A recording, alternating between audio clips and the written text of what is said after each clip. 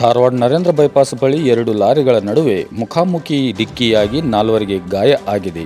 ಅಪಘಾತದಲ್ಲಿ ಸಿಲುಕಿದ್ದ ಲಾರಿ ಚಾಲಕನನ್ನು ಜೆಸಿಬಿ ಮುಖಾಂತರ ಹೊರತೆಗೆಯಲಾಯಿತು. ಘಟನಾ ಸ್ಥಳಕ್ಕೆ ಧಾರವಾಡ ಗ್ರಾಮೀಣ ಪೊಲೀಸ್ ಠಾಣೆಯ ಸಿಪಿಐ ಕಮತ್ಗಿ ಅವರು ಸ್ಥಳಕ್ಕೆ ಭೇಟಿ ನೀಡಿ ಗಾಯಾಳುಗಳನ್ನು ಧಾರವಾಡ ಜಿಲ್ಲಾಸ್ಪತ್ರೆಗೆ ರವಾನಿಸಲಾಯಿತು.